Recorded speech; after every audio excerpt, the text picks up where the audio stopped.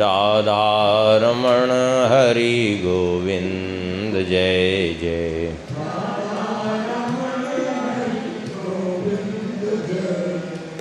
गोविंद जय जय गोपाल जय जय।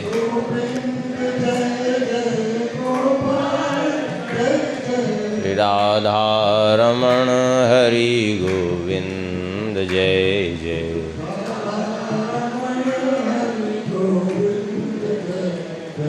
श्री वृंदावन बिहारी लाल की, श्री सीताराम चंद्र भगवान की, श्री सिद्धि सदन बिहारी बिहारिणी जू की, श्री वृंदावन बिहारी बिहारिणी जू की, श्री कनक भुवन बिहारी बिहारिणी जू की, श्री हृदय बिहारी बिहारिणी जू की, श्री राधा श्याम सुंदर भगवान की, श्री भागवत भगवान की, श्री सुखदेव भगवान की, श्री व्यास भगवान की, श्री हनुमान जी महाराज की, श्री सूत जी महाराज की, समस्त सौनकादि ऋषियों की, श्री परीक्षित जी महाराज की, श्री सद्गुरुदेव भगवान की, सब संतन की, सब भक्तन की, सब विप्रन की, गौ माता की, सत्य सनातन धर्म की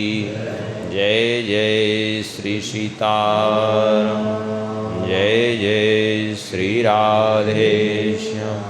नमः पार्वती पतये हर हर महादेव। हरिशरणम परम मंगलमय परात्पर अखिलेश्वर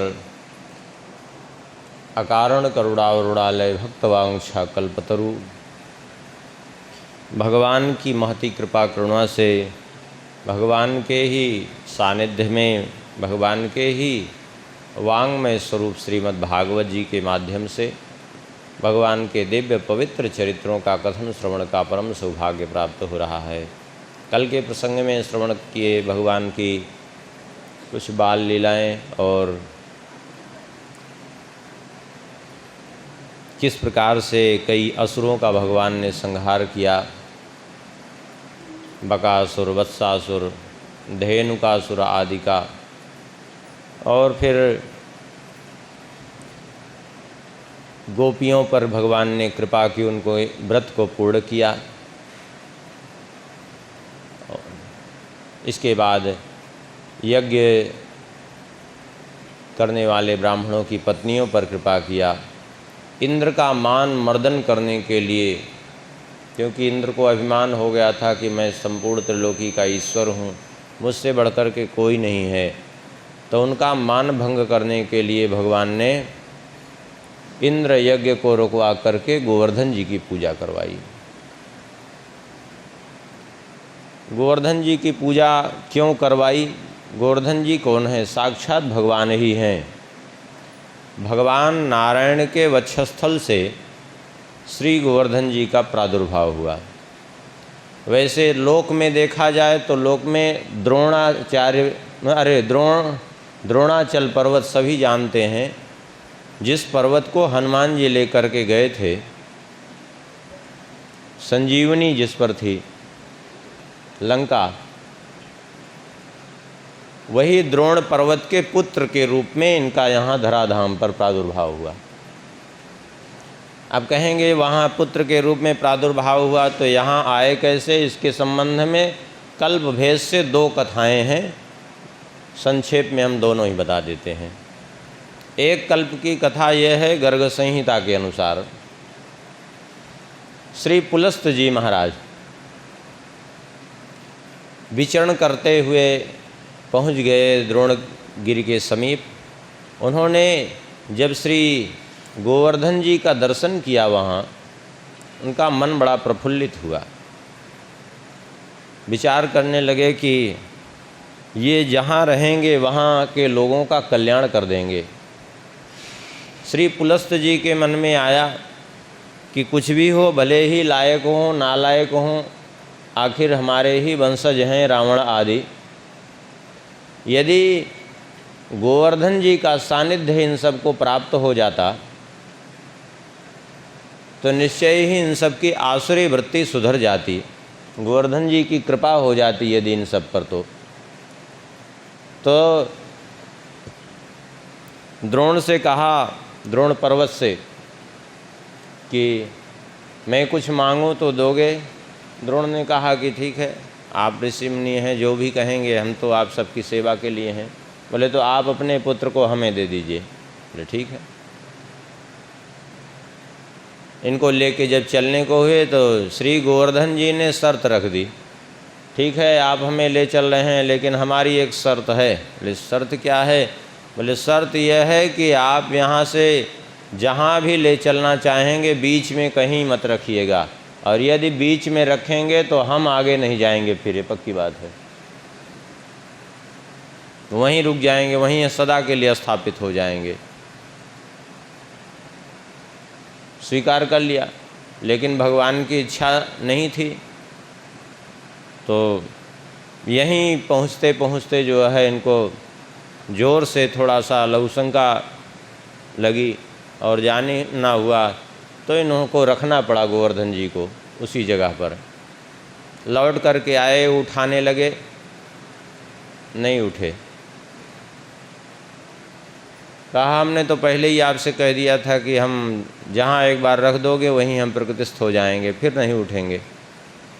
पुलस्त जी ने श्राप दे दिया कि जाओ, कलयुग लगने पर तुम प्रतिदिन घटते जाओगे तिल तिल, इसलिए धीरे धीरे घटते जा रहे हैं। गोवर्धन जी की शिला कहीं ब्रजमंडल के बाहर ले जाना शास्त्र से सर्वथा दोष है, शास्त्र विहित नहीं है। इसका जो है स्पष्ट रूप से गर्ग संहिता में वर्णन है कि गोवर्धन जी की एक शिला भी कहीं जो है आप बाहर नहीं ले जा सकते। अगर कहीं ले ही जाना है तो आप फिर उतना उसी वजन का स्वर्ण आप वहाँ उतना स्थापित करिए उसी जगह पर, कहीं वैसे ले ही नहीं जाना चाहिए, ब्रजमंडल के बाहर नहीं ले जाना चाहिए। दूसरी कथा यह है कि श्री हनुमान जी महाराज, इनको कल्प भेद से दोनों है, पुल बांधा जा रहा था जब, तो पुल बांधने के लिए हनुमान जी लेके जा रहे थे। हनुमान जी ने कहा आप चलिए हमारे साथ, तो श्री राम जी का दर्शन होगा आपको। बोले ठीक है चलो, श्री राम जी का दर्शन होगा, ये अच्छी बात है। लेकिन अभी इनको लेके यहाँ पहुँचे थे तो सूचना मिली कि पुल के लिए पर्याप्त पत्थर हो चुके हैं, अब आवश्यकता नहीं है, जो जहाँ हैं वहीं रुक जाएं और सारे उसको वापस कर दें या तो वहीं रख दें। तो ये हनुमान जी यहाँ उतारने लगे तो कुपित हो गए गोवर्धन जी, आपने हमारे साथ धोखा किया, हमको श्री राम जी के दर्शन का प्रलोभन दे करके हमें हमारे क्षेत्र से उठा करके यहाँ ले आए और अब यहाँ हमें रख रहे हो, हम तुम्हें श्राप देंगे। बोले आप हमारे ऊपर कुपित ना हो, हम अपने स्वामी की आज्ञा का पालन कर रहे हैं, हम जाएंगे श्री राम जी से पूछ करके आएंगे, फिर जैसा भी होगा हम बताएंगे, अभी आप हमें श्राप न दें। बोले ठीक है जाओ पूछ के आओ, तब तक हम प्रतीक्षा कर रहे हैं। गए श्री राम जी से कहा प्रभु हम दर्शन देने का वचन, दर्शन कराने का वचन दिया, हमारा वचन झूठा हो रहा है, लाते तो आपके आज्ञा की अवहेलना होती और ना लाते तो वचन हमारा भंग, हम तो ऐसे ही दोनों के बीच में फंस गए हैं, अब आप ही बताइए क्या करें। श्री राम जी ने कहा जाकर के उनसे कह दो कि जब हम कृष्णावतार में आएंगे तो फिर अपने समान ही उनकी पूजा भी कराएंगे और उनको 7 दिनों तक अपने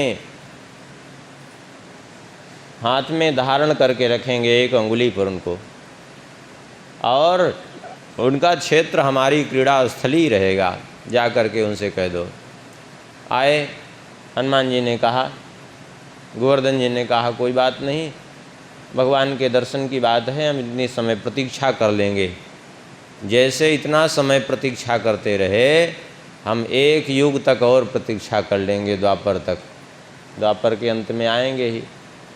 तो गोवर्धन जी यहाँ रह गए। वास्तव में ये द्रोण पर्वत के पुत्र के रूप में इनका प्रादुर्भाव हुआ था। क्योंकि सभी किसी न किसी की पुत्र हैं। जैसे हिमालय के ही, हिमालय स्वयं एक पर्वत तो हैं, उनके 100 पुत्र उनके भी हैं। हिमालय राज के 100 पुत्र, 2 पुत्रियां, ऐसे ही ये द्रोण के पुत्र हैं। तो गोवर्धन जी की भगवान ने पूजा कराई, क्योंकि गोवर्धन जी साक्षात भगवान नारायण के वक्षस्थल से इनका प्रादुर्भाव हुआ है। और वास्तव में देखा जाए तो साक्षात भगवान नारायण ही हैं। भगवान नारायण में उनमें कोई भेद नहीं है। कुछ पर्वतों के रूप में साक्षात भगवान ही हैं यहाँ, जैसे गोवर्धन के रूप में भी साक्षात भगवान हैं। जहाँ से सालग्राम जी निकलते हैं, दामोदर पर्वत, एक एक शिलाएँ दामोदर पर्वत की सालग्राम जी हैं, जो खिसक खिसक करके गंडकी जी में आती हैं। वो दामोदर पर्वत के रूप में भी साक्षात भगवान नारायण ही हैं। बहुत से ऐसे पर्वत हैं जो देवताओं के स्वरूप, जैसे कलिंद पर्वत सूर्य देव का स्वरूप है, नंदीश्वर पर्वत भगवान शंकर जी का स्वरूप है, ब्रह्मांचल पर्वत भगवान ब्रह्मा जी का स्वरूप है। ऐसे गोवर्धन जी साक्षात भगवान ही हैं। इसलिए भगवान ने इनकी पूजा कराई, और पूर्व में वचन तो दिया ही था। गोवर्धन जी की पूजा तो भगवान ने करा दी। आगे भगवान श्री सुखदेव जी वर्णन करते हैं, इंद्रस्तदात्मनः पूजां विज्ञाय विहितां नृप गोपेभ्यः कृष्णनाथेभ्यो नंदादेभ्यश्चुकोपसः। देवराज इंद्र को पता चला कि हमारी पूजा ही बंद कर दी गोपगणों ने, और हमारी पूजा करने के बजाय उन्होंने गोवर्धन जी की पूजा कर दी।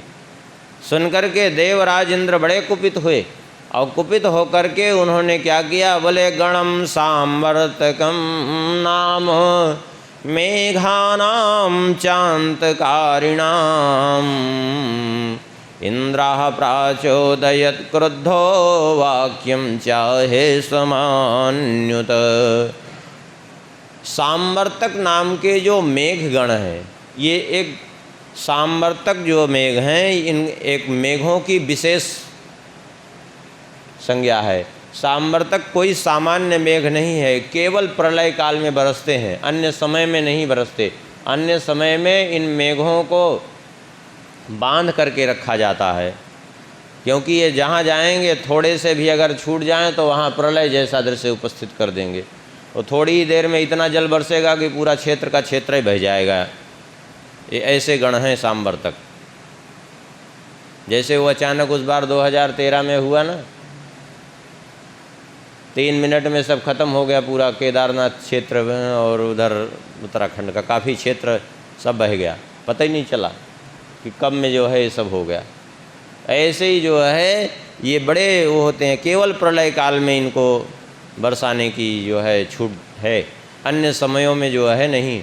लेकिन इतने क्रोध में आग बबूला हो गए देवराज इंद्र के, सांवर्तक गणों को छोड़ दिया। बोले जाओ तुम सब जा करके पूरा नष्ट कर दो ब्रजमंडल को, क्योंकि ये सब जो है अहो श्रीमद् माहात्म्यम गोपानाम काननौ कुसाम, ये वनवासी गोपों के मन में इतना बड़ा दुस्साहस जम गया कि हमारी अवहेलना इन्होंने कर दी। और वो भी किस लिए, बोले कृष्णम मर्त्यम उपाश्रित्य, एक मनुष्य बालक कृष्ण की सहायता लेकर के उसके आश्रय से। मैंने ये भूल भी गए कि भगवान श्री कृष्ण साक्षात भगवान हैं, ये भी भूल गए। और कहने लगे वाचालम बालसम तब्धम अज्ञम पंडित मानिनम कृष्णम मर्त्यमुपाश्रित्य गोपा ए चक्र प्रियम। वाचाल है, मूर्ख है, अपने को बड़ा बुद्धिमान समझता है, ऐसे कृष्ण का आश्रय लेकर के गोपों ने मेरी अवहेलना की है। ये धन के नशे में डूबे हुए हैं, इसलिए इनके धन के नशे का मद अवश्य चूड़ होगा। कह करके उन सब सामर्तक मेघों को भेज दिया, जाओ और तुम सब जाओ, पीछे पीछे मैं भी आ रहा हूँ मर्द गणों को साथ में लेकर के। अब तो वो सामर्तक जो प्रलय के मेघ थे वो आकर के बरसने लगे।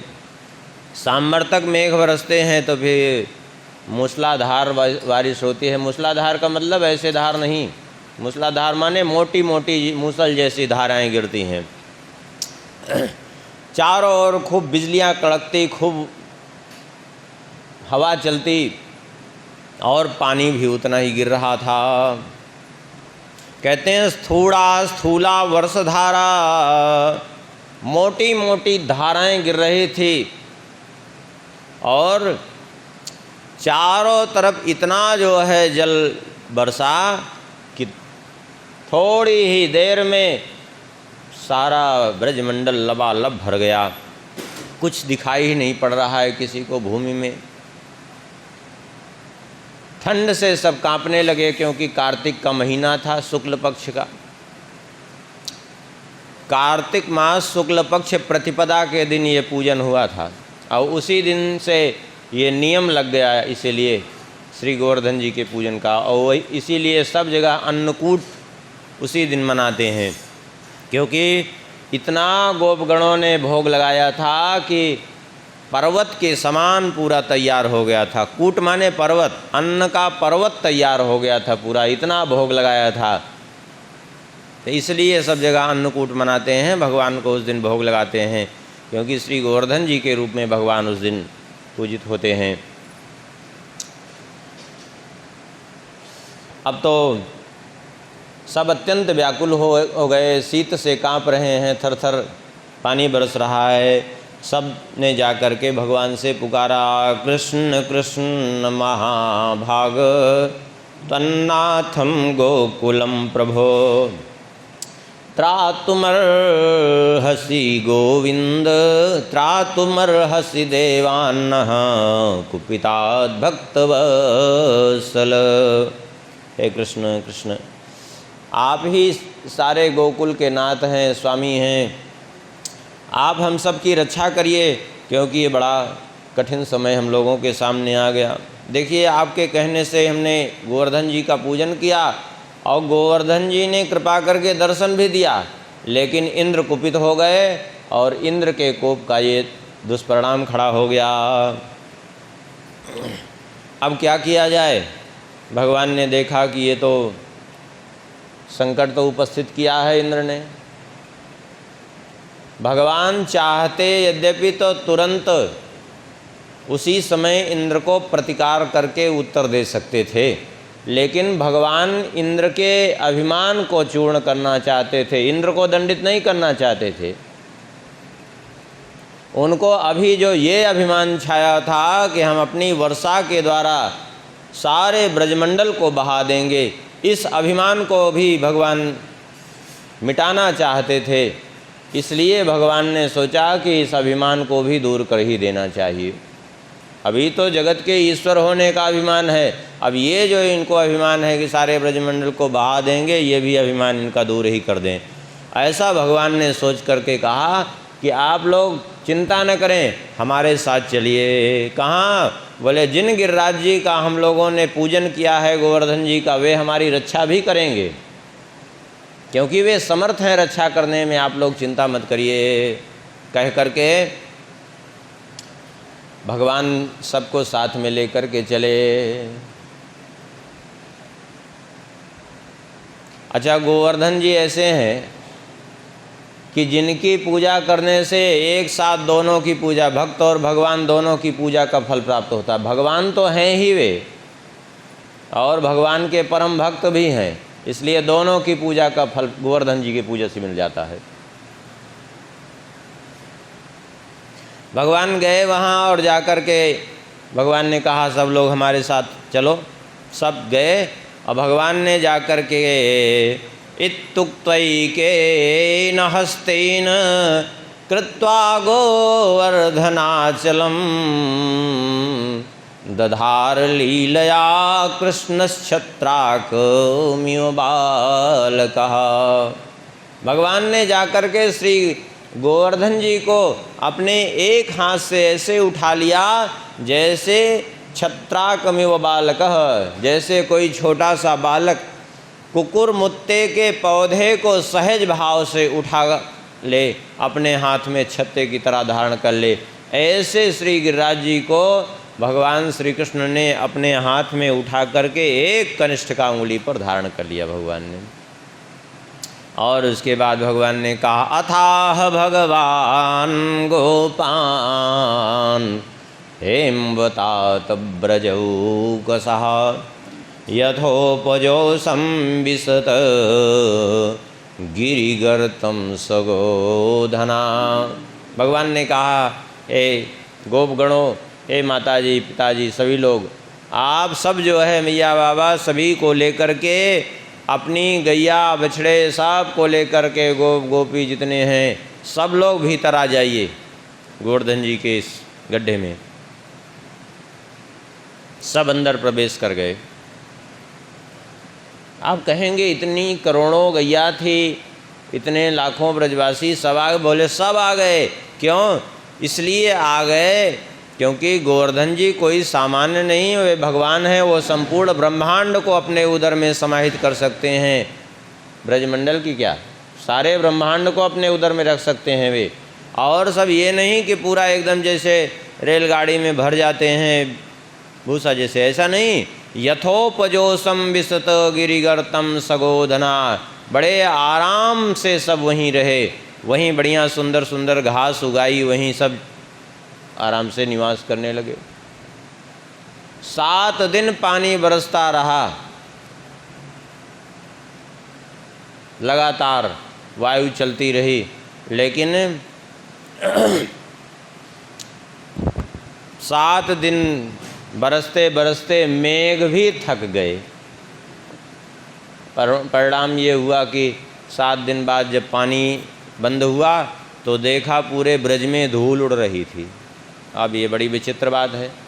अब कहेंगे ब्रज में जब इतना पानी गिरा तो पानी कहाँ गया जो धूल उड़ रही थी? अरे पानी तो रुकना चाहिए। मान लिया ये सब लोग नीचे थे वहाँ, लेकिन पानी तो नीचे ही आया। बोले पानी तो आया, लेकिन कहाँ गया पानी? देखिए इसके संबंध में भी 2 कथाएं हैं, दोनों ही सुना देते हैं संक्षेप में। एक कथा तो यह है कि भगवान श्री कृष्ण इधर गोवर्धन जी को धारण किए थे और श्री बलराम जी अपने शेष रूप से गोवर्धन जी के ऊपर चारों ओर घेरा लगा के बैठे थे कि पानी नीचे ना आवे, और सुदर्शन जी आकर के ऊपर स्थापित हो गए थे भगवान की इच्छा से। सुदर्शन जी ने सारे जल को सोख लिया।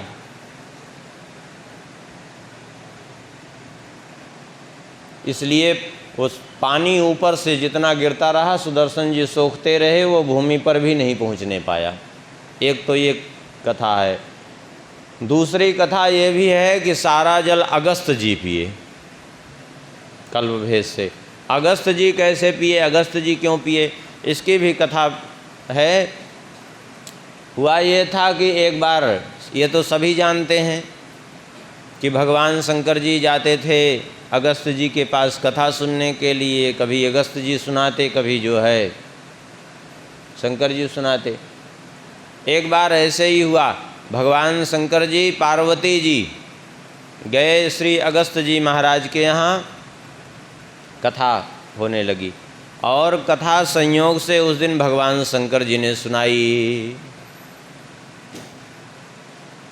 शंकर जी ने जब कथा सुनाई, संयोग से काफ़ी दिनों तक कथा होती रही। एक दिन कथा के प्रसंग में भगवान शंकर जी ब्राह्मण भोजन कराने का क्या फल है ये वर्णन कर रहे थे। और उसी समय हुआ ये कि भगवान शंकर जी ने जब ब्राह्मण भोजन की महिमा वर्णन की तो अचानक भगवान शंकर जी ने कह दिया, सहस्रम ही सहस्राणाम अनृचाम यत्र भुंजते एको मंत्रवित् प्रीतः तस्मान्नर्हति धर्मतः। 10 लाख ब्राह्मणों को, सामान्य ब्राह्मणों को जो भोजन कराने का जितना फल है, उतना फल एक वेदज्ञ ब्राह्मण को भोजन करा देने से प्राप्त होता है। पार्वती जी ने बीच में ही प्रश्न किया, यदि ऐसे 100 वेदज्ञ ब्राह्मणों को भोजन करा दिया जाए तो भगवान शंकर जी ने कहा कि किसी एक वैष्णव वेदज्ञ ब्राह्मण को भोजन करा दीजिए, वही फल मिलेगा। बोले ऐसे 100 वैष्णव वेदज्ञ ब्राह्मणों को भोजन करा दें तो भगवान शंकर जी ने कहा किसी एक अनुरागी भक्त को भोजन करा दीजिए, वही फल मिलेगा। 100 अनुरागी भक्तों को करा दें, भगवान शंकर जी ने कहा देवी 100 अनुरागी भक्त कहाँ मिलेंगे आपको? हाँ, अनुरागी भक्त मिलना मुश्किल है। भगवान के प्रति अनुराग होना इतना सहज नहीं है, बड़ा दुर्लभ है। कभी कभी होते हैं अनुरागी भक्त, गिने चुने कहीं कहीं मिल जाते हैं, इतने मिलेंगे कहाँ आपको 100। पार्वती जी जब कथा का विराम हुआ, पार्वती जी जब चलने लगी तो बस अगस्त जी को ही निमंत्रित किया।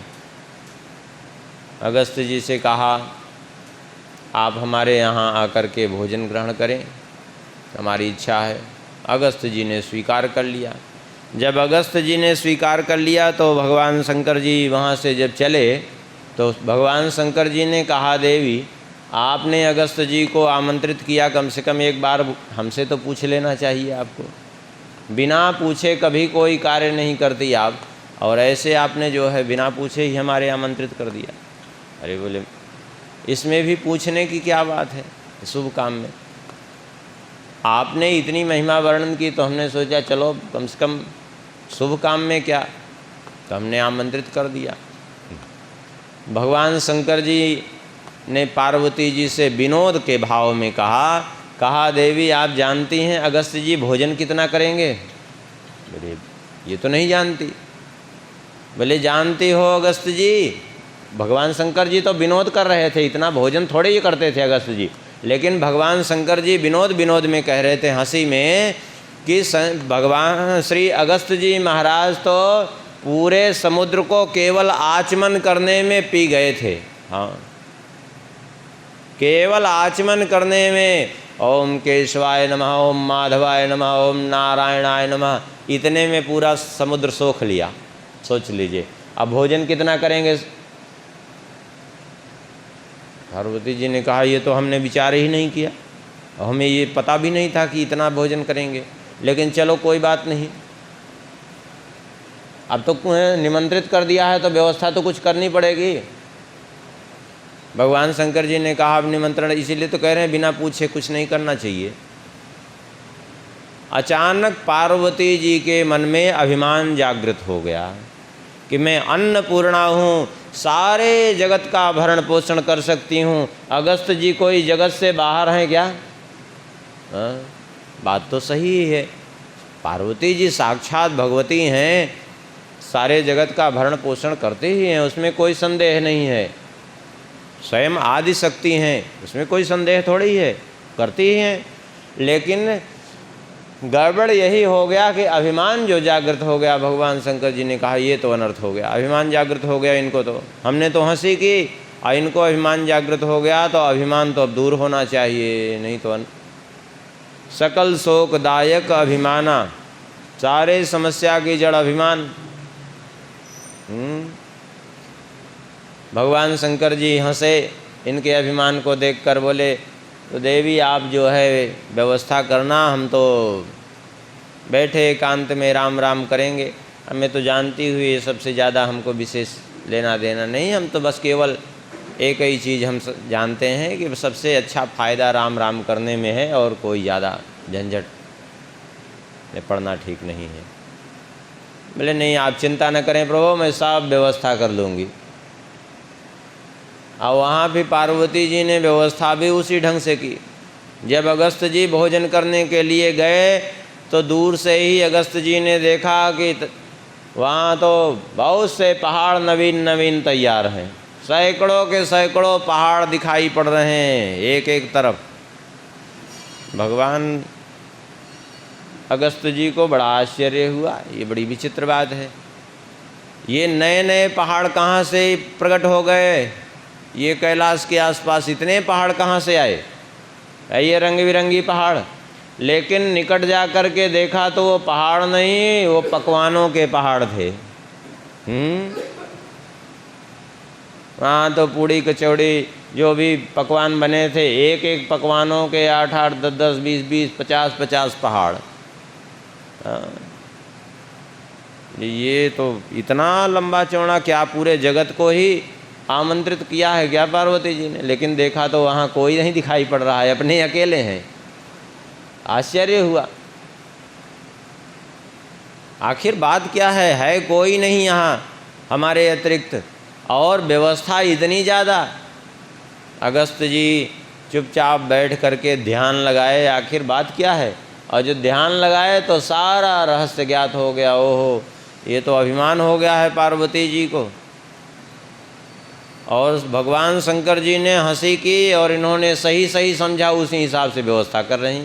ये तो अनर्थ हो गया, ये कहाँ से हम बीच में फंसे आके। अब तो ध्यान के द्वारा भगवान शंकर जी से बात की, प्रभु ये कहाँ से बीच में हमको लाके आपने फंसाया? अरे जगन माता हैं, मैं तो उनके बालक के समान, मैं कैसे उनका अभिमान दूर कर सकता हूँ? भगवान शंकर जी ने कहा चिंता मत करो, मेरी यही आज्ञा है, तुम्हें कोई दोष नहीं लगेगा, क्योंकि अभिमान तो दूर होना ही चाहिए ना। बोले प्रभु ये तो बड़ी समस्या, आपने हम ही को फंसाया। बोले अब तुम ही कर ही सकते हो, दूसरा कोई कर भी तो नहीं सकता। हम तो हंसी किए थे, अचानक अभिमान जागृत हुआ तो दूर होना ही चाहिए, चिंता मत करो। हम भी यही चाहते हैं और भगवान स्वयं नारायण भी यही चाहते हैं, घबराओ मत तुम। अगस्त जी ने कहा चलिए जब आपकी ही इच्छा है तो कोई बात नहीं। अगस्त जी पहुँचे, जैसे ही अगस्त जी को देखा, बैठाया अगस्त जी को, बढ़िया पूजन हुआ। और उसके बाद एक विशाल थाल ला करके अगस्त जी के सामने रखा गया। सब पकवान ला करके परोसना प्रारंभ किया सबने। पार्वती जी भी परोस रही हैं, सब उनकी सखियाँ, और जो भी भगवान शंकर जी के गण हैं वे भी सब जुटे हैं, परोस रहे हैं। सब अलग अलग पकवान ला करके डाल रहे हैं थाल में। अगस्त जी ने अपना कमंडल उठाया, जल से आचमन किया और प्रारंभ किया भोजन। भगवान को समर्पित करके पहले भोजन करना चाहिए। कैसे? ऐसे नहीं कि आवे तो सीधा उसको अंदर होना चालू, ऐसा नहीं।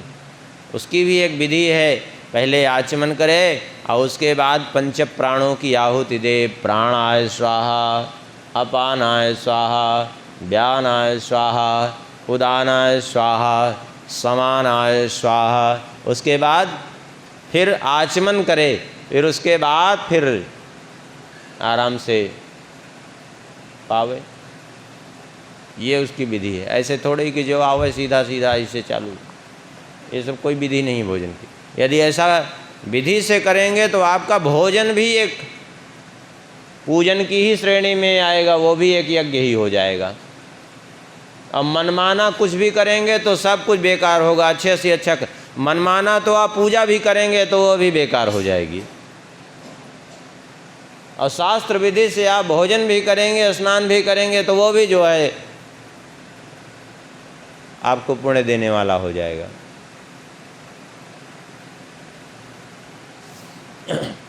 अब जब अगस्त जी कोई सामान्य ने, अगस्त जी अग्निदेव और पवन देव के सम्मिलित अवतार हैं अगस्त जी। हाँ, दोनों का ही तेज इनमें विद्यमान है। अब अगस्त जी की जठराग्नि प्रदीप्त हुई तो सीधा सब जो कुछ आ रहा है सीधा अंदर जा रहा है, फिर हाथ लगाने की भी आवश्यकता नहीं है। थोड़ी ही देर में वो जितने पकवान थे अधिकाधिक उनमें सब खाली हो गए, कुछ ही शेष रह गए। अब पार्वती जी घबराई, अरे ये तो अनर्थ हो गया। सत्य ही शंकर जी ने कहा था लगता है इसमें भी पूरा नहीं होगा, क्योंकि अधिक से अधिक खाली हो गया है। अभी पता ही नहीं चल रहा है कि अभी आधा भी हुआ पेट की नहीं हुआ, चौथाई भी भरा कि नहीं भरा। ये तो अच्छा अनर्थ हुआ। भाग करके गई भगवान शंकर जी के पास, प्रभु भगवान शंकर जी तो चुपचाप ध्यान लगाए बैठे हैं, सब अंदर अंदर सारी लीला देख रहे हैं। आवाज़ दिया, बोले ही नहीं भगवान शंकर जी। बोले तो अभिमान कैसे चूड़ हो।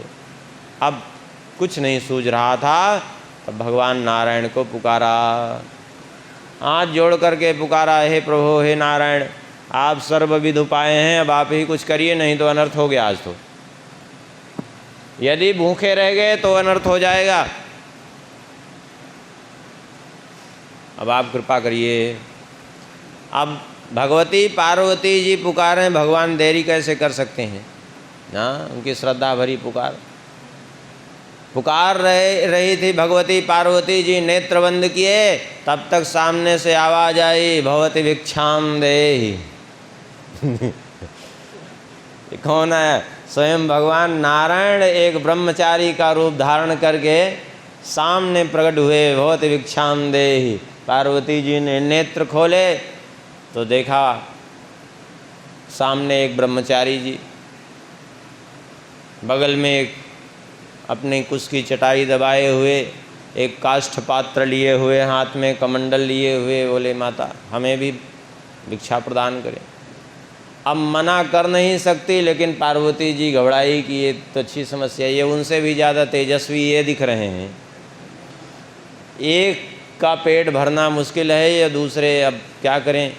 भगवान ने देखा कि पार्वती जी तो ये तो बीच में सशंकित हो रही हैं, तो भगवान स्वयं ही जाकर के अगस्त जी के बगल अपना आसन बिछाया और बैठ गए। अगस्त जी ने संकेत किया, बीच में बोल तो सकते नहीं भोजन करते समय, संकेत किया कि दूर जाके बैठो, लेकिन भगवान कहाँ मानने वाले थे, वो तो गए ही से लिए थे। बगल में बैठ गए, जो परोसने वाले आ रहे थे उनसे कहा कि अरे थोड़ा इधर भी दे दो, हम भी चालू कर दें। अब देने वालों ने सब चीज़ वहाँ भी परोस दिया। भगवान ने भी आचमन किया और प्रारंभ कर दिया। भगवान ने देखा कि उधर तो मामला सब साफ हो रहा है, तो भगवान ने तुरंत फिर आचमन कर दिया। और नियम है कि आचमन कर दे कोई बगल में या पंगत छोड़ करके उठ जाए तो फिर बाद में किसी को पाना नहीं चाहिए। बहुत बड़ा दोष लिखा है इसका शास्त्रों में, लेकिन आजकल लोग मानते नहीं, कोई बगल में पा रहा है छोड़ करके उड़ जाते हैं। जो बीच में उठ गया वह भी पाप का भागी होता है, और जो बाद में पाता है वो भी दोष का भागी होता है। बहुत लोग उड़ जाते हैं, आजकल विशेष करके बड़े बड़े भंडारे होते हैं और बस हो गया, दक्षिणा मिली कि उठे भगे चले लो, और पाप के भागी बन जाते हैं। क्यों? क्योंकि शास्त्र में लिखा है कि छोड़ के उड़ गया तो बगल वाला जो भोजन कर रहा है उसका भोजन मांस तुल्य हो जाता है।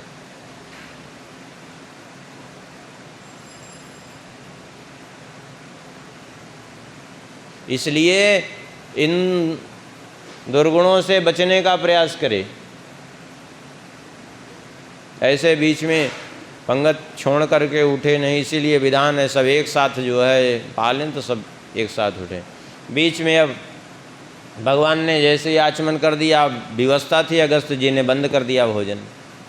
और फिर अगस्त जी ने कहा कि तुम बीच में आचमन कैसे कर लिया? अरे हमको भोजन भी अच्छे से नहीं करने दिए। अरे नहीं कुछ नहीं तो कम से कम हमको बताते, हम जल तो पी लेते, जल तक नहीं पी पाए। भगवान ने कहा बताएं क्या? आपके भोजन की गति इतनी तेज़ से चल रही थी कि हम कब तक प्रतीक्षा करते। अरे बोले कब तक प्रतीक्षा? क्या तुम कैसे ब्रह्मचारी हो, तुम्हें इतना भी पता नहीं कि बीच में आचमन ऐसे करना नहीं चाहिए, दोष होता है। अरे जल पी, संकेत कर दिए होते तो कम से कम हम जल तो पी लेते। अब तुमने तो हमको ऐसे धर्म संकट में डाल दिया कि हम कहीं के नहीं रहे, झूठे मुँह बैठे हैं। भगवान ने अपने स्वरूप में दर्शन दिया और कहा कि जल पीने को कहाँ से कहें, जल की व्यवस्था ही नहीं की थी पार्वती जी ने, भूल गई थी। ये आपके भोजन की व्यवस्था में इतनी जो है तल्लीन हुई कि जल की व्यवस्था करना भूल गई थी। अब चिंता मत करो, भगवान को देख करके इनको संतोष हो गया। चलो, भगवान ने कृपा करके पार्वती जी की भी लाज रखी और हमको भी अपराध से बचाया। और अब भगवान ही जब आए हैं तो फिर हमको कोई दोष नहीं है, फिर तो कोई समस्या ही नहीं है। भगवान ने कहा एक काम करिए, भोजन के बाद तुरंत जल पीना भी नुकसानदायक ही होता है। हाँ, इसलिए अभी तो आप आचमन कर लीजिए, मुख शुद्धि करके और जाइए।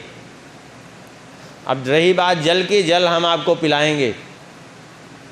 जब हमारे कृष्णावतार में देवराज इंद्र कुपित होकर के जब वर्षा करेंगे ना, तो उसी समय हम आपका स्मरण करेंगे, उसी समय आना और वहीं बैठ करके गोवर्धन जी के ऊपर सारा जल पीना, किसी को पता नहीं चलेगा, सारा जल आप पी जाओगे, बढ़िया रहेगा। तो भगवान ने गोवर्धन जी को उठाया और अगस्त जी का स्मरण किया, तो अगस्त जी वहीं प्रकट हो गए। ऊपर से जितना जल गिर रहा है वो सब जा रहा है सीधा अगस्त जी के पेट में। और जब वर्षा बंद हो गई, इतना वर्षा होने के बाद, और देवराज इंद्र ने जब देखा तो वहाँ धूल उड़ रही है, तो देवराज इंद्र का ही दिमाग काम नहीं कर रहा था कि वर्षा हुई तो कम से कम पानी तो होना चाहिए, ये पानी भी कहाँ गया। अरे भूमि भी यहाँ जो है सब सूखी पड़ी हुई है, तो बीच में पानी गया तो कहाँ गया। अब घबराए कि ये तो हमसे बड़ा अनर्थ हुआ। भाग करके गए ब्रह्मा जी के पास, अब आप कृपा करिए, हमसे तो बड़ा अपराध हो गया भगवान के प्रति, हमने मनुष्य समझा और अनर्थ कर दिया। ब्रह्मा जी ने कहा हम सहायता नहीं कर सकते आपकी। बोले क्यों? बोले इसलिए सहायता नहीं कर सकते कि हम अपने से परेशान हैं। हमने बछड़ों को, ग्वाल बालों को चुराया था, स्तुति करते करते थक गए, लेकिन बोले नहीं हो, हम भाग के चले आए किसी तरह, और तुम अपराध अलग करके चले आए, हम कुछ नहीं कर सकते। तब तक ये बात ब्रह्मा जी से हो रही थी। उसी समय गौ माता सुरभि आई हैं। गौ माता सुरभि गोलोक धाम से उतर करके आई हैं और कहा देवराज क्या देखा तुमने अब तक? बोले क्या देखा, क्या हमने ऐसा अनर्थ किया? बोले श्री कृष्ण का प्रभाव देख लिया कि नहीं? बोले हाँ खूब देख लिया। बोले अब प्रभाव तो देख लिया, अब स्वभाव भी देखना चाहते हो? चिंता मत करो, तुम हमारे साथ चलो। जैसा उनका प्रभाव है स्वभाव भी वे उतने ही करुणामय भी हैं, चलो हमारे साथ। देवराज इंद्र तो भयभीत थे, लेकिन गौ माता सुरभि जी लेकर के उनको आई हैं। आ करके माता सुरभि ने कहा कि इंद्र जगत के इंद्र भले ही होंगे, लेकिन हमारे इंद्र तो आप ही हैं, सबके रक्षक हैं, और हम आपका अभिषेक करना चाहती हैं। इंद्र ने भी आकर के जो है भगवान की स्तुति की, प्रभु हमसे बड़ा अपराध हुआ, क्षमा कर दीजिए। भगवान ने कहा कोई बात नहीं, तुम ऐश्वर्य और धन के मद से अंधे हो रहे थे, मतवाले हो गए थे, इसलिए तुम पर अनुग्रह करने के लिए हमने ऐसा किया है। अब तुम भविष्य में कभी ऐसा अपराध मत करना, क्योंकि तुम तो निमित्त मात्र हो, सब कुछ करने वाला तो मैं हूँ। तुम व्यर्थ में अभिमान कर बैठे थे, वो अभिमान मैंने चूर्ण किया। जब माता सुरभि ने कहा कामधेनु ने कि मैं अभिषेक करना चाहती हूँ, भगवान ने कहा ठीक है, आप इच्छा है तो पूर्ण कर लो। तो देवराज इंद्र ने कहा फिर हम भी अभिषेक कर लें। ठीक है, कर लो, तुम भी अभिषेक कर लो। तो गौ माता सुरभि ने अपने दुग्ध से और देवराज इंद्र ने ऐरावत से गंगा जल मंगा करके आकाश गंगा के जल से अभिषेक किया है। और जितना दुग्ध और जल अभिषेक का इकट्ठा हुआ, उसी से एक कुंड तैयार हो गया, उसी का नाम है गोविंद कुंड। गोवर्धन जो गए होंगे बड़ी वाली परिक्रमा में जब चलते हैं, तो आन्योर गांव में गिरिराज जी की बिल्कुल तलहटी में ये कुंड है। परिक्रमा मार्ग से अंदर दाहिने हाथ गोविंद कुंड।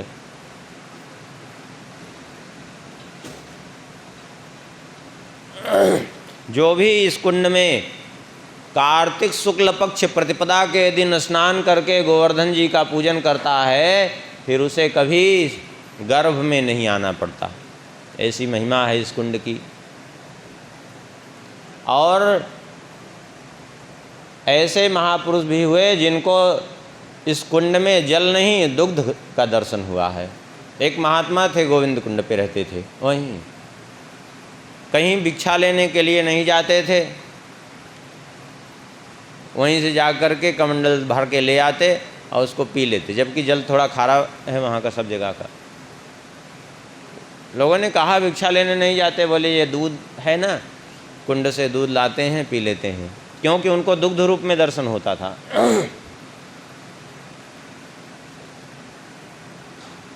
ये गोविंद नाम कह करके पुकारा है गौ माता ने, इसलिए गाय के द्वारा, गौ माता सुरभि के द्वारा दिया हुआ नाम है, इसलिए भगवान को ये नाम बड़ा प्रिय है, गोविंद।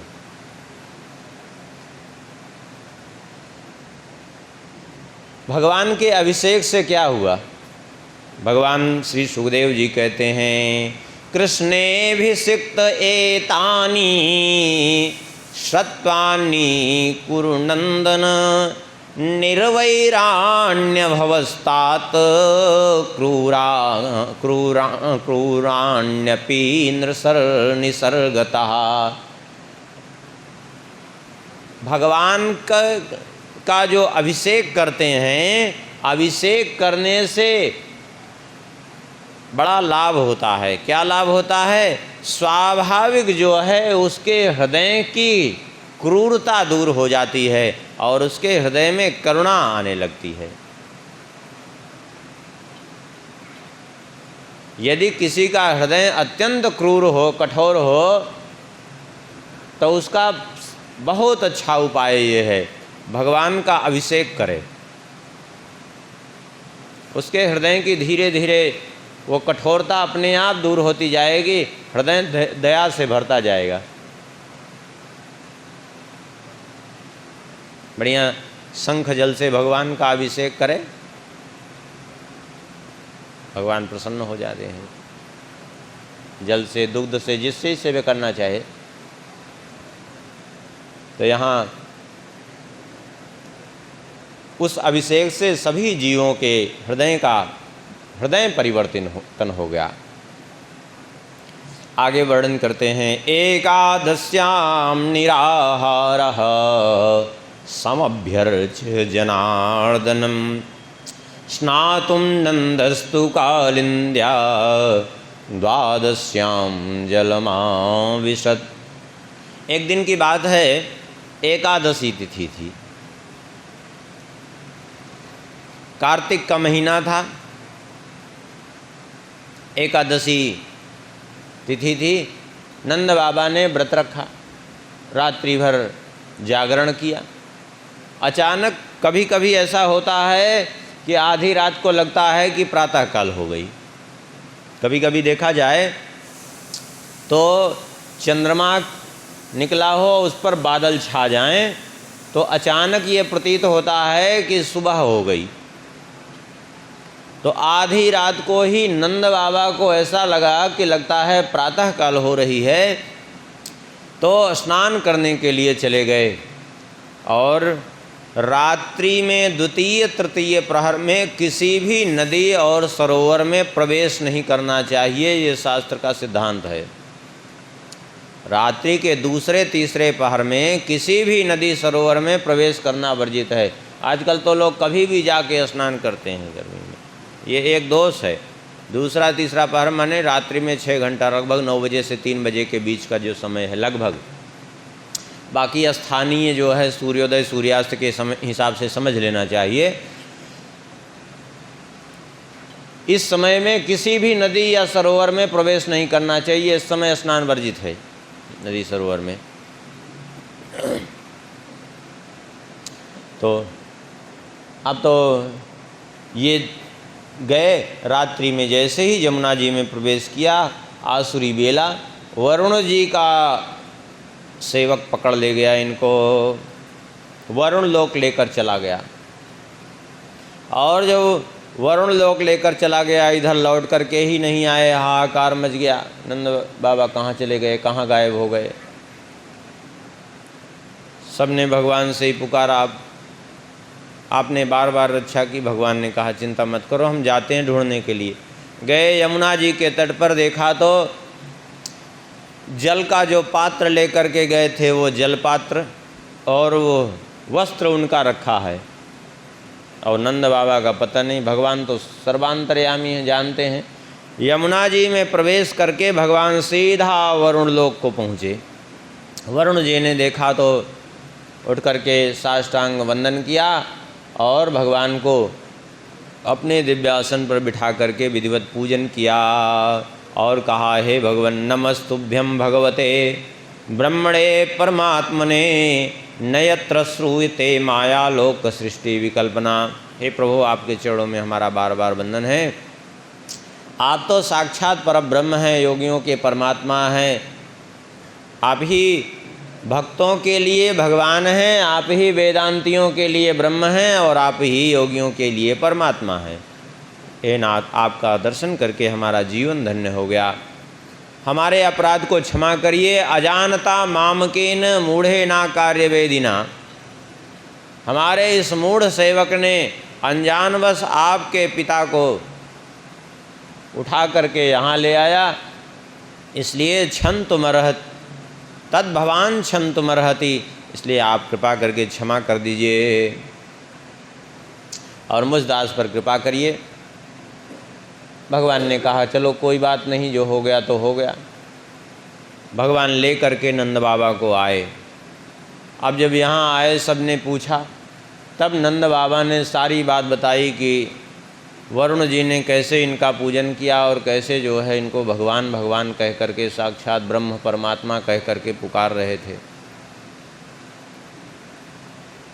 अब सब ब्रजवासियों ने जब सुना तो ब्रजवासी भगवान के पीछे पड़े। आप भगवान हो? भगवान ने कहा हो गया, भगवान है, समझ लीजिए। तो समस्या क्या है? बोले समस्या क्या? अरे भगवान हो तो थोड़ा वैकुंठ लोक का दर्शन ही करा दो। भगवान ने कहा चलो कोई बात नहीं, वैकुंठ लोक देखना चाहते हो? बोले हाँ, चलो हमारे साथ में। तो भगवान ले करके गए। ते तो ब्रह्म हृदम नीता मग्ना कृष्णेन चोद्धृता ददृशुर्ब्रह्मणो लोकम यत्रा क्रूरोध्यगात् पुरा।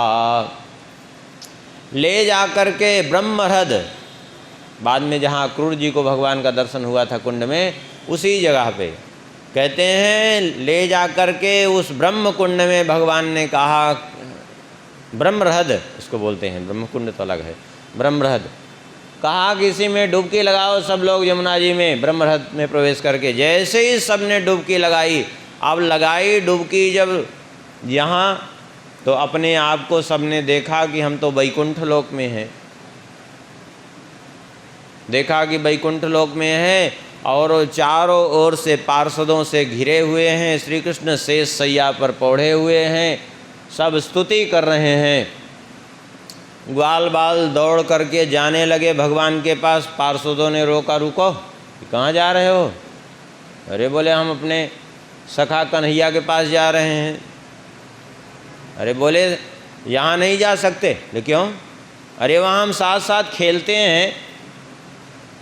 अरे बोले वहाँ खेलते हो ठीक है, लेकिन यहाँ एक मर्यादा है, यहाँ मर्यादा में आपको रहना पड़ेगा। यहाँ दूर से आप दर्शन करिए, यहाँ आप उनके साथ खेल नहीं सकते।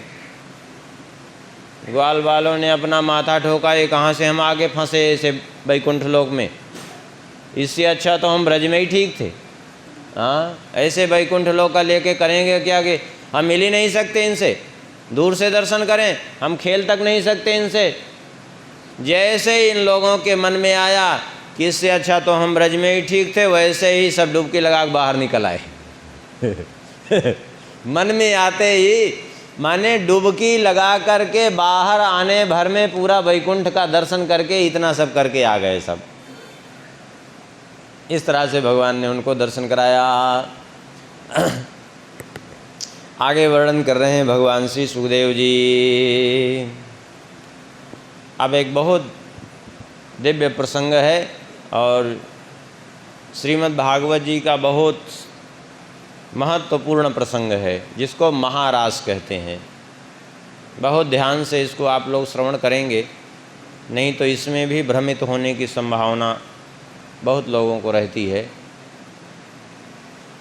यद्यपि महाराज का प्रसंग कोई सामान्य प्रसंग नहीं है, भगवान की और गोपियों की दिव्य अंतरंग लीला है।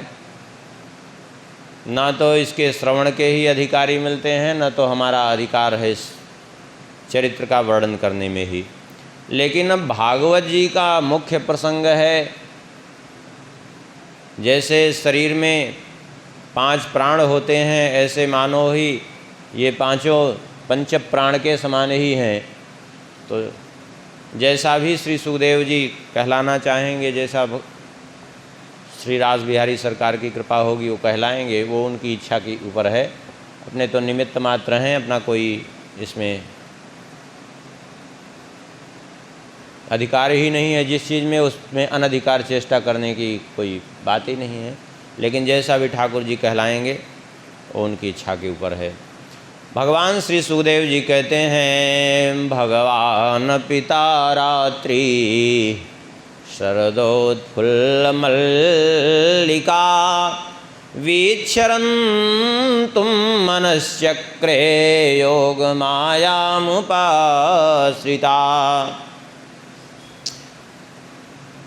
यहाँ भगवान पिता रात्रि, रात्रि शब्द बहुवचन का प्रयोग किया, अर्थात एक रात्रि नहीं है, बहुत सी रात्रियाँ वहाँ पूंजीभूत होकर के एक ही रात्रि में इकट्ठी हुई हैं। क्योंकि वो रात्रि कितनी बड़ी हुई थी, ब्रह्म रात्र उपावृत्ते वासुदेवानुमोदिता, अंत में कहा ब्रह्मा जी की रात्रि के बराबर। और ब्रह्मा जी की रात्रि कितनी बड़ी होती है, 4 अरब 32 करोड़ वर्ष की ब्रह्मा जी की रात्रि होती है मनुष्य के हिसाब से। भगवान ने वीक्षरन्तुम मनश्चक्रे योग मायाम उपाश्रिता, उस रात्रि को भगवान ने देखा, अर्थात भगवान के देखने से वह रात्रि दिव्य रात्रि के रूप में परिणित हुई। और भगवान ने रमण करने के लिए मनश्चक्रे मन बनाया। यद्यपि भगवान के पास मन नहीं है, क्योंकि भगवान प्रकृति से परे परमात्मा है, और ये मन बुद्धि चित्त अहंकार, ये ज्ञानेंद्रियां कर्मेंद्रियां, ये सब प्रकृति के ही विकार हैं, ये भगवान के नहीं। लेकिन भगवान यहाँ गोपियों के साथ रास करने के लिए भगवान ने मानो अलग से मन बनाया, इच्छा प्रकट की भगवान ने। और भगवान ने जब इच्छा प्रकट की, इधर पूर्णिमा, पूर्व दिशा से चंद्रोदय हुआ। अब एक बात यहाँ और कह देते हैं, ये रास पूर्णिमा की जहाँ बात आती है, अब इसमें भी 2 प्रमाण प्राप्त होते हैं, दोनों ही प्रामाणिक हैं, इसलिए संदेह नहीं करना चाहिए। चैत्र पूर्णिमा का भी और आश्विन पूर्णिमा का भी, दोनों ही प्रमाण प्राप्त होता है। और चैत्र पूर्णिमा आश्विन पूर्णिमा ही नहीं, एक तीसरा प्रमाण कार्तिक पूर्णिमा का भी प्राप्त होता है। लेकिन विशेष करके जो है आश्विन पूर्णिमा का ही जो है वो हुआ है, क्योंकि शरदोत्फुल्ल मल्लिका शब्द यहाँ भागवत जी में शरद ऋतु की बात आई है, तो भागवत जी का ही विशेष लोक में प्रचलन है, इसलिए शरद पूर्णिमा आश्विन की पूर्णिमा को वो करते हैं लोक में। बाकी प्रामाणिक रूप से यदि देखा जाए तो चैत्र पूर्णिमा का भी प्रमाण है। जैसे हनुमान जी की जयंती के संबंध में, हनुमान जी की जयंती के संबंध में चैत्र पूर्णिमा का भी प्रमाण है और कार्तिक चतुर्दशी का भी प्रमाण है, दोनों ही प्रमाण हैं। और इतना ही नहीं, एक तीसरा भी प्रमाण है, वैशाख मास का भी कहीं कहीं प्रमाण मिलता है, लेकिन वो लोक में बहुत प्रचलित नहीं है। लेकिन ये 2 प्रमाण तो खूब प्रचलित हैं और दोनों प्रमाणों पर लोग पूजा करते हैं। ऐसे ही चैत्र पूर्णिमा और ये पूर्णिमा दोनों ही जो है वो है, विशेष करके शरद पूर्णिमा का ही विशेष रूप से जो है लोक में प्रचलन है। इसलिए कभी कदाचित